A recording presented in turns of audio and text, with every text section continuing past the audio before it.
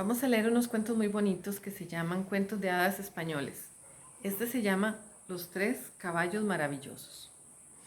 Hace muchos siglos, cuando el rey San Fernando vencía a los moros y les quitaba la ciudad de Sevilla, que agregó a la corona de Castilla, hubo un rey moro, descendiente de los primeros invasores de la península española, que al replegarse con sus fuerzas ante los vencedores, fue a refugiarse en una gran ciudad cuyo rey había muerto en la batalla. Sus habitantes eligieron al rey Al-Ramán, que así se llamaba, y le pidieron que quisiera gobernarlos, pues tras la muerte de su legítimo señor no sabían a quién elegir. Accedió Al-Ramán, fue coronado con toda pompa, y su gobierno fue tan sabio y prudente que en los años que siguieron el reino permaneció en paz con sus vecinos, prosperó como nunca, y todos sus habitantes se sentían muy felices. Al-Ramán fue con el tiempo padre de 3 hermosísimas princesas, que eran la alegría de su vejez y orgullo. Confiaba el rey Al-Ramán casarlas con otros soberanos de reinos cercanos y unir en una sola toda la España mora, entonces muy dividida. Cuando un día se presentó ante él un sabio que habitaba en una profunda cueva de la Sierra Nevada. Salam, señor, saludó el sabio, haciendo un profundo saludo ante el soberano, que presuroso se levantó de su trono y se arrodilló a los pies del santo, quien le bendijo, invocando para él todas las bendiciones de Alá. ¿Qué te trae a esta casa indigna de tu gran santidad?, le preguntó el rey Al-Ramán.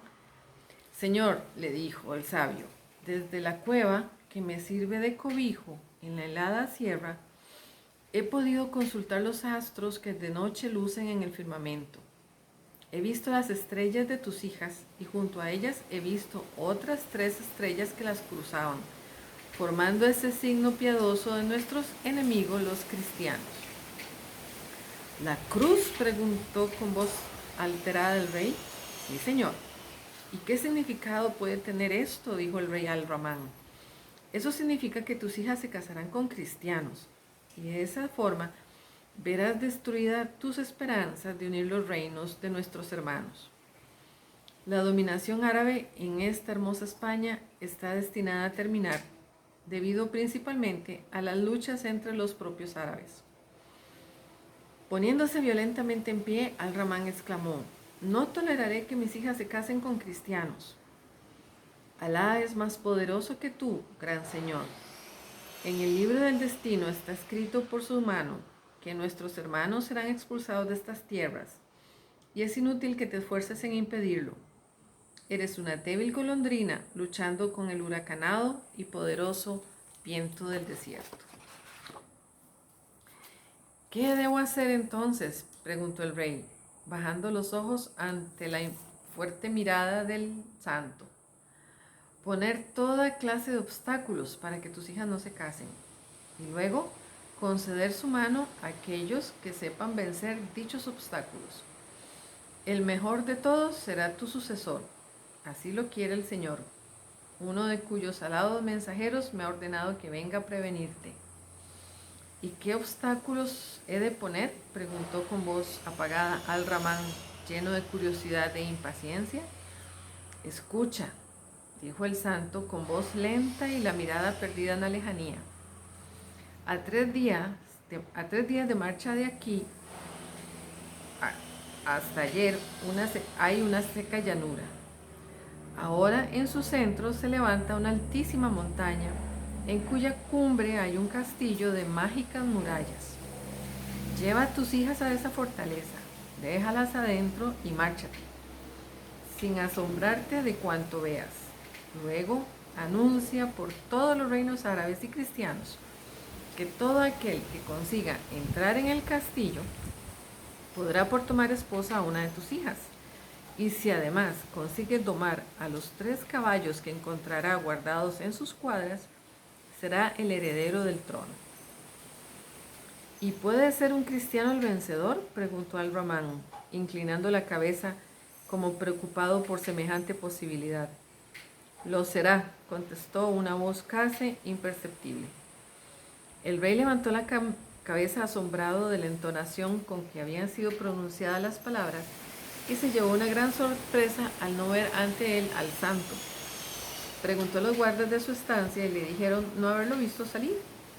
Convenciéndose entonces al Ramán de que el supuesto santo era un enviado del cielo, por lo cual sin perder un instante dio orden de conducir a sus hijas al castillo aquel. La comitiva en la que iban las princesas y su padre salió de la ciudad a la mañana siguiente. Y a los 3 días de andar llegaron ante aquella montaña que nadie conocía, y en cuya cumbre se levantaba un hermoso castillo, de gruesas y altas murallas. Subieron todo por la carretera que serpenteaba por la falda de la montaña, y al fin llegaron a la puerta del castillo cuyo interior estaba lujosamente adornado. El rey dejó a sus hijas en una bella estancia, perfumada por el humo de 100 pebeteros, y después de despedirse de las 3, salió del castillo. Apenas pasó el umbral de la fortaleza, se elevó del suelo una nube de humo que al disiparse reveló que la puerta había desaparecido, viéndose solo el muro como si jamás hubiera habido allí alguna puerta. Luego, a medida que iban descendiendo por la montaña, se iba borrando detrás de ellos el sendero que siguieron para alcanzar la cumbre. Y al llegar al pie del monte, pudieron ver todos maravillados que el camino hasta la cima había desaparecido y que la montaña se mostraba tan escarpada que era un punto menos que imposible para subir a la cumbre. De regreso a su palacio, el rey se sintió tan triste por no tener junto a él la alegría de sus hijas, que mandó enseguida a publicar un anuncio por toda España, en el cual se ofrecía su reino y la mano de las princesas a aquellos que pudieran liberarlas del encierro en que se había visto obligado a meterlas. Y siguiendo el consejo del santo, hizo que la noticia se diese a conocer sobre todo en los reinos cristianos. En un humilde pueblo de Castilla la Vieja vivían 3 hermanos, pobres, honrados, sin empleo a causa de la paz que reinaba entre árabes y cristianos. Y quienes al enterarse de la oferta de Al-Ramán decidieron ir al rescate de las 3 princesas, Leila, Zulima y Soraya, que así se llamaban, siendo la primera la mayor y la última la más pequeña. Vendieron las pocas tierras que les quedaban y se repartieron entre los 3 el dinero. El mayor, que se llamaba Juan, gastó todo su dinero en comprarse un hermoso caballo y una fuerte espada, pero no tenía suficiente dinero para adquirir una armadura como la de su hermano. No, dice, el mayor, que se llamaba Juan, gastó todo su dinero en comprarse un hermoso caballo, una reluciente armadura y las armas más hermosas que pudo hallar. García, el segundo, pudo comprar un hermoso caballo y una fuerte espada, pero no tuvo suficiente para comprar una armadura como la de su hermano. Álvaro, el menor, solo pudo comprar un burrito que unció a un carro viejo que les había quedado, pero en vez de comprar armas o lujos, gastó el resto de su dinero en comida y en una larguísima cuerda, además de un martillo y muchos clavos. Como todo eso era muy barato, pudo hacer una gran provisión de alimentos, clavos, pensó para el borriquito y compró un buen alimento para el burrito, un buen martillo y una fuerte cuerda de cáñamo. Se adentraron los 3 hermanos por tierras de moros y, avergonzados los mayores de ir en compañía de Álvaro, picaron espuelas a sus caballos y se alejaron de él, diciendo que le esperarían al pie de la montaña. Este es el dibujito del rey moro, donde está hablando ahí con el santo. Ese es el santo que llegó a saludarlo y hablarle a recomendarle que encerrara a las princesas.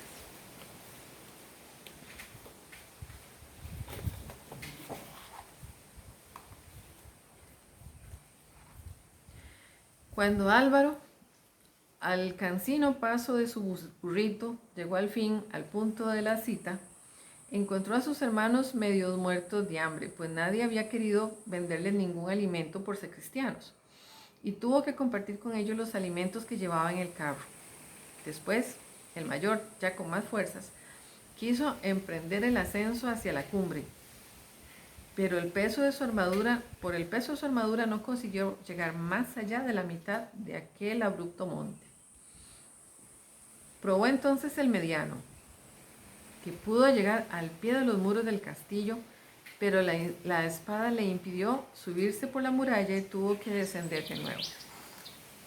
Entonces subió Álvaro, que iba sin otro peso que el de la cuerda, el martillo y los clavos. Con el auxilio de la cuerda ayudaron a subir al hermano menor, y luego Álvaro clavó un clavo en el muro del castillo, luego otro, y otro, y por medio de ellos y de la cuerda que llevaba amarrada a la cintura, consiguió llegar a lo alto del castillo, penetrando en la estancia desde la cual las 3 princesas estaban contemplando. Por fin llegaste, dijo la mayor, ahora seré libre. Por fin llegaste, dijo la mediana, ahora me podré casar. Por fin llegaste, dijo la más pequeña, temí que cayeras al abismo y te mataras. Y al oír esto, Álvaro quedó tan enamorado de la princesa Soraya que decidió tomarla por esposa. Así lo dijo, y la bellísima princesa bajó la vista, murmurando humildemente: no soy merecedora de tal honor, sin embargo, ya que así me honras, acepta este pendiente que perteneció a nuestra madre. Dicen que es mágico y hace bien a quien lo tiene. Él te protegerá en la doma de los caballos, a quien debes arrancar una crin de la cola, y así se convertirán en tus esclavos. Recuerda que para acercarte a ellos necesitas protegerte por medio del fuego. Antes de marchar a vencer a los 3 caballos, Álvaro ató a la cintura de la princesa Leila la cuerda que trajera hasta allí, y con ella la hizo bajar por el muro hasta dejarla en brazos de su hermano el mayor. Luego descendió por el mismo medio a Zulima, que quedó en brazos de García. Por último, Álvaro ató la cuerda a la cintura de Soraya para bajarla junto a sus hermanos, pero la joven, antes con lágrimas en los ojos, murmuró: amado mío, tengo muy tristes pensamientos. Una voz me dice que nos aguarda una larga separación. Sé prudente y ten la seguridad de que por muchos años que pasen, yo te aguardaré eternamente, y solo contigo me casaré. Lo prometo ante Dios. Después de besar los pies a Soraya, Álvaro la bajó con la cuerda hasta dejarla junto a sus hermanos y a las hermanas de ella, y enseguida se marchó hacia el patio donde suponía tenían que hallarse las caballerizas. Iba a salir de la estancia cuando notó un olor como a fuego, y yendo hacia la ventana vio con horror que por la cuerda que debía conducirle a la salvación ascendía una bola de fuego. Y es que sus hermanos, para liberarse de él, habían aplicado una tea encendida a la cuerda de cáñamo, y ésta se fue consumiendo hasta no quedar más que el trozo anudado en torno a un fuerte pilar. Luego Álvaro vio cómo sus hermanos se llevaban a las princesas, a pesar de las protestas de Soraya, que se vio obligada a seguirlos. Tristemente dolorido por la traición de sus hermanos, Álvaro cogió el trozo de cuerda que aún quedaba, y aprovechando la llamita que ardía en su extremo, fue hacia las caballerizas y, soplando con fuerza sobre la cuerda hasta que la llama se hizo mayor, prendió fuego a la paja que había en el suelo. El primero de los 3 caballos era negro, el segundo alazán y el tercero blanco. Al ver el fuego se quedaron tan inmóviles que Álvaro no tuvo dificultad en arrancar a cada uno de una larga crin de la cola. Apenas lo hizo, se apagó el fuego como a impulsos de una fuerte ráfaga de viento, y alguien dijo detrás del joven: muy bien, hijo mío, tú has vencido el hechizo. Álvaro se volvió y vio ante él al mismo santo que viera el rey Al-Ramán, pero en aquel momento no vestía humildes ropas de santo, sino que aparecía vestido de una túnica de oro llameante y cubierto de brillantes y otras piedras preciosas. Al fijarse mejor, Álvaro se dio cuenta de que el manto del desconocido estaba tejido con rayos de sol y que los brillantes y demás piedras eran trozos de las estrellas y luceros del cielo. ¿Quién eres, señor?, preguntó Álvaro, que instintivamente había llevado la mano a la pequeña daga que colgaba de su cinto. Un amigo tuyo, dijo el misterioso ser. Escucha, Álvaro. Dios te ha elegido para que realices grandes proezas y ayudes a liberar a España de quienes la oprimen. Los hijos de tus hijos expulsarán de la península a estos últimos árabes. Por ello conviene que seas tú quien se case con la princesa Soraya. Has de salir de aquí. Esto es imposible, dijo Álvaro. Sin mi cuerda jamás podría abandonar esta fortaleza. No necesitas cuerda alguna para salir de aquí, sonrió el hombre. Escucha, monta en el caballo blanco, que pertenece a la princesa Soraya, y coge una de sus riendas a los otros dos. Marcha con ellos a la capital del reino y no te des a conocer. Cuando necesites los caballos que apenas llegues allí desaparecerán, no tienes más que agitar la crin que quieras y acudir al caballo correspondiente. Aguarda, sin embargo, a volverme a ver, lo que no tardará en suceder. Como hechizado ante aquellas maravillas, Álvaro montó en silencio en el caballo blanco y cogiendo de sus riendas a los otros dos, se encaminó hacia la salida de las caballerizas. En el patio vio con asombro que había aparecido una enorme puerta en el lugar que antes ocupara el muro del castillo. Era la misma por donde entraron las princesas cuando sus padres la llevó a la cárcel. Álvaro se volvió para preguntarle al anciano y se llevó una gran sorpresa al comprobar que había desaparecido. Muy desconcertado salió por la puerta y empezó a descender la montaña, en cuya ladera se veía un camino largo y serpenteante que antes no existía. A medida que iba descendiendo, Álvaro notaba que se iba espesando una niebla en lo alto del castillo y apenas se veía. Luego la niebla fue descendiendo por la montaña detrás del joven, a pesar de que por doquier brillaba el sol más esplendoroso. Cuando al fin Álvaro y los 3 caballos llegaron al terreno llano, toda la montaña desaparecía tras un manto de niebla que no dejaba ver nada. Después empezó a soplar un fuerte viento y la niebla se disipó, y con ella desapareció la montaña, de la cual al poco rato no quedaba el menor rastro, viéndose solo la gran llanura, tal como existiera antes de que con el mayor asombro apareciera el mágico castillo. Álvaro hizo la señal de la cruz para librar de todo posible daño a su alma y emprendió la marcha hacia la capital del reino que gobernaba el rey Al-Ramán. Entretanto, sus 2 hermanos habían llegado allí con las 3 princesas, siendo aclamados por la multitud, a la cual no sorprendió que 2 caballeros tan ricamente vestidos y montados hubiesen podido realizar tal hazaña. Y aquí se ve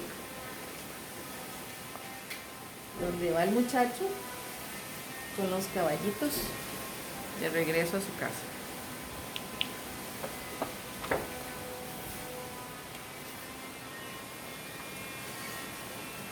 Al-Ramán los recibió con los ojos llenos de lágrimas, abrazó a sus hijos y anunció que estaba dispuesto a que se celebraran enseguida de las bodas prometidas.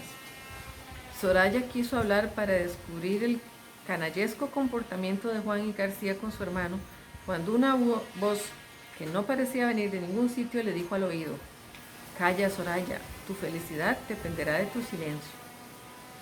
La princesa creyó que eran sus hermanas quienes le hablaban, pues las 2 se habían enamorado locamente de Juan y de García, y amenazaban a su hermana con quitarle la vida si descubría la verdad. Pero no eran ellas quienes habían hablado, pues no estaban lo suficientemente cerca. Y tampoco pudo ser ninguno de los demás, pues la princesa estaba en entonces casi aislada de todo el mundo. Convencida de que debía obedecer a aquella voz, Soraya no dijo nada de la verdad y permitió que se hicieran los preparativos de las bodas de sus hermanas. Mientras tanto, Álvaro llegó a la ciudad y apenas estuvo ante sus muros, desaparecieron los 3 caballos.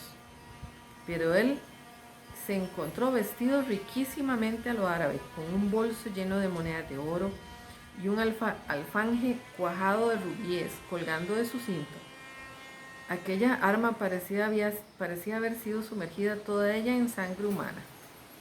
Por toda la ciudad se hacían comentarios sobre el rescate de las princesas, y Álvaro se limitó a escuchar aquello sin darse a conocer ni descubrir ante nadie el malvado comportamiento de sus hermanos. De pronto una terrible noticia cayó sobre la ciudad, apagando las alegrías y el entusiasmo que reinaba por doquier. El rey se había quedado ciego. Habían sido tantas las ansias que le embargaron de volver a abrazar a sus hijas y tanta la amargura acumulada en su corazón, que al tener en sus brazos a sus amadas princesas, rompió a llorar como un niño, y las amargas lágrimas que derramaron sus ojos fueron como abrasadora llama que brotase de un volcán. Le quemaron las pupilas del rey y perdió la vista para siempre. Solo el agua más fría del mundo puede calmar ese fuego, dijo un sabio rabino, que acudió a visitar al rey cuando los médicos se dieron por vencidos. ¿Y dónde se encuentra esa agua?, preguntó el rey, que moría de anhelo de ver nuevamente a sus hijas. En la montaña más alta del mundo, allá en el Himalaya, entre China y la India, en la cumbre de la diosa madre de las montañas, nace un manantial cuyas aguas son tan heladas que por mucho que se les acerque el fuego nunca se calientan. Un baño con esa agua devolverá al rey la vista, pero hasta ahora ningún ser viviente ha podido escalar esa montaña. Se hizo un profundo silencio en la estancia del rey. ¿Quién iría en busca del preciado líquido? Las miradas se posaron en Juan y García, ya que ellos habían sido los únicos capaces de liberar a las princesas y por lo tanto era lógico suponer que fueran también ellos quienes marcharan a la búsqueda de la maravillosa agua. No se atrevían a confesar que eran unos cobardes. Juan y García avanzaron hacia el rey, anunciando que estaban dispuestos a partir en busca del agua aquella que debía devolver la vista al buen monarca. El rey los abrazó y pidiendo su manto y su turbante, dio el primero a Juan y el segundo a García, a fin de que fuesen reconocidos como emisarios suyos por todas las tierras que cruzaran, logrando así el respeto que en todo el Islam se concedía a los soberanos árabes. Partieron Juan y García y oculto tras una esquina los vio marchar Álvaro. De pronto sintió que alguien le tocaba por el brazo y al volverse reconoció junto a él al misterioso ser que le ayudó a salir del castillo. Saca la crin del caballo negro, que él te llevará hasta el agua maravillosa, pero recuerda que no debes darte a conocer aún por ningún motivo, aunque seas poderoso. Apenas hubo pronunciado estas palabras, el anciano desapareció como si estuviese formado con humo. Álvaro, algo acostumbrado ya a aquellas maravillas, sacó de un bolsito la crin del caballo negro y la agitó. Al instante se presentó el caballo negro, completamente enjaezado. Álvaro montó en él de un salto y sintiéndose arrebatado por los aires, pasando por encima de varias ciudades, por el mar, por los desiertos, y pocas horas más tarde llegaba a la cumbre de las más altas de las montañas del Himalaya.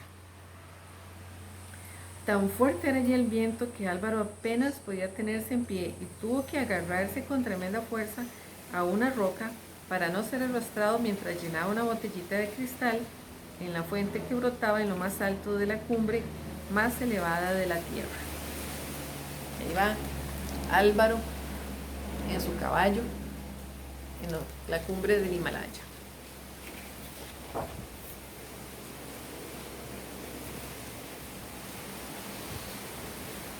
Cuando tuvo la botella llena, montó de nuevo sobre el caballo y este reemprendió el galope a través de las nubes, descendiendo al fin en una playa mediterránea. Álvaro desmontó y al instante se alejó el negro caballo. El joven empezó a caminar y al poco rato vio avanzar hacia él a dos caballeros. Uno de ellos lucía un hermoso turbante y el otro un rico manto del rey. Eran sus hermanos, pero ellos no lo reconocieron, pues nunca le habían visto vestido de aquella forma. ¿A dónde vais, caballeros?, preguntó Álvaro, disimulando su voz. A buscar el agua maravillosa que nace en lo más alto de la cumbre del Himalaya, replicó Juan. Mucho tendréis que andar, dijo Álvaro, y muchos peligros tendréis que vencer. Jamás he hecho viaje más peligroso. ¿Habéis estado allí?, preguntaron a la vez los dos hermanos. Sí, de allí vengo, contestó Álvaro. Fui a buscar el agua maravillosa para curar los ojos del rey Al-Ramán. ¿Queréis vendernos a nosotros esa agua?, preguntaron Juan y García. Nadie os dará tanto oro como nosotros. Álvaro se negó a vender el agua, pero tanto insistieron sus hermanos que al fin dijo: bien, caballeros, dadme a cambio de ella ese manto y ese turbante, pues no creo que haya en el mundo cosa que me guste más. Entregaron enseguida Juan y García el manto y el turbante, y recibiendo a cambio el agua maravillosa, regresaron a la ciudad, donde en un momento el rey recobró la vista, abrazó a sus futuros yernos y ordenó que al otro día se celebrara la boda. «¿Pero dónde está mi manto y mi turbante?», preguntó de pronto al ver que sus futuros yernos no llevaban aquellas prendas que él les entregó. El turbante me fue arrancado a la cabeza por el viento al hacer la travesía del mar», dijo García. «Mi manto quedó destrozado en las peñas del Himalaya», dijo Juan. La excusa fue aceptada como buena por todos y continuó la alegría. Pero aquella misma noche, otra noticia terrible llegó al reino. Al-Ramán no puede comer. Esto gritaban todos, explicando que el rey, que en mucho tiempo no había probado el menor alimento a causa de la angustia que le producía el estar ciego, tenía obstruida la garganta y le era imposible comer. «Es necesario darle enseguida un vaso de leche de leona», dijo el mismo rabino que la vez anterior recetara el agua maravillosa. Y de nuevo Juan y García se declararon dispuestos a ir en busca de la leche de leona al mismo Sahara. «Tomad mi copa de oro y mi arco de marfil», dijo Al-Ramán, entregando una hermosa copa de oro a Juan y un fuerte arco de marfil a García. «En ella traed la leche y defendeos con el arco», terminó. Partieron Juan y García hacia el desierto, pero Álvaro, avisado anticipadamente por el anciano, llamó al caballo alazán, montó en él y en pocos minutos se trasladó al centro mismo del Sahara, donde una leona que estaba criando a sus cachorritos le dejó que la ordeñara, llenando Álvaro una botella de cristal y regresando enseguida a España en el momento en que sus dos hermanos iban a embarcar en Almería con dirección a África. «¿Vais acaso en busca de la leche de la leona, caballeros?», preguntó disimulando la voz para que sus hermanos no lo reconocieran.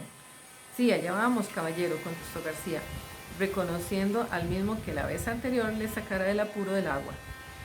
«¿La tenéis ya vos, por casualidad?». «Sí, la tengo», replicó Álvaro, «y con ella curaré al rey Al-Ramán. Si nos la das, te daremos a cambio tu peso en plata y perlas», dijo Juan. «No la cambio ni por plata ni por perlas, pero sí por esa copa de oro y por ese arco de marfil que lleváis». Juan y García quisieron ofrecer otras cosas, pero al fin, ante tal resistencia de aquel caballero, en quien ellos no sabían reconocer a su hermano, cedieron y entregaron la copa de oro y el arco de marfil, regresando a la capital del reino, donde Al-Ramán, con solo probar una gota de aquella leche, recobró la facultad de tragar y de comer. Hubo mucha alegría, pero el rey expresó su extrañeza ante el hecho de que sus futuros yernos no trajeran la copa de oro ni el arco de marfil que les había entregado. «El sol del Sahara fundió la copa en mis manos», dijo Juan. «Qué mentiroso». «La leona destrozó con sus fuertes colmillos el arco de marfil», mintió García. El rey Al-Ramán creyó estas falsedades y dio orden de que se celebrara aquella misma noche las bodas, pero apenas pronunció estas palabras, entró en el salón un guerrero cubierto de polvo y de sangre y anunció: «Los etíopes avanzan hacia la ciudad, han desembarcado por sorpresa y es imposible contenerles, estamos perdidos, majestad». Al-Ramán palideció. La noticia era terrible, su ejército muy reducido y los etíopes tenían fama de ser los guerreros más terribles del mundo. «Juan y García pueden derrotarlos», dijeron Leila y Zulima, que creían a sus prometidos los hombres más valerosos del universo. «En vosotros confío», declaró el rey Al-Ramán. «Tomen mi espada y mi lanza, y servíos de ellas como yo me serví». Juan tomó la espada y García aceptó la lanza. Después se vistieron de hierro y acero y partieron al encuentro de los etíopes. Pero ya Álvaro, advertido por el anciano, había llamado al caballo blanco y montado en él, se introdujo entre las filas de los etíopes, mató al emperador, le arrebató su estandarte y tales saltos dio con su maravilloso caballo que sembró por doquier el desconcierto y en una hora obligó a los etíopes a reembarcar en sus negras naves y a huir a toda vela de las costas de España. Juan y García se habían adelantado a sus seguidores para esconderse sin que nadie los viera y evitar así tener que luchar contra los etíopes. Mas se llevaron una gran sorpresa al ver al mismo caballero que ya les había proporcionado el agua y la leche de leona, avanzando hacia ellos con el estandarte etíope en las manos y el cadáver del emperador arrastrándose tras él, atado a una cuerda. ¿Dónde están los etíopes?, preguntaron. Yo solo los derroté, contestó Álvaro, disimulando la voz para que no le reconocieran. Este es su estandarte y detrás de mí arrastro el cadáver de su emperador. ¿Quieres vendernos el estandarte y el cadáver del emperador?, preguntó Juan. Podemos darte una montaña de oro. No quiero oro, pero sí aceptaré a cambio del estandarte, esa hermosa espada, y por el cadáver tomaré la lanza. Los dos hermanos se resistieron un poco a entregar las armas de su futuro suegro, mas como Álvaro se negaba a aceptar otra cosa, tuvieron que ceder y dieron la lanza y la espada, recibiendo el estandarte y el cadáver con los cuales regresaron a la ciudad.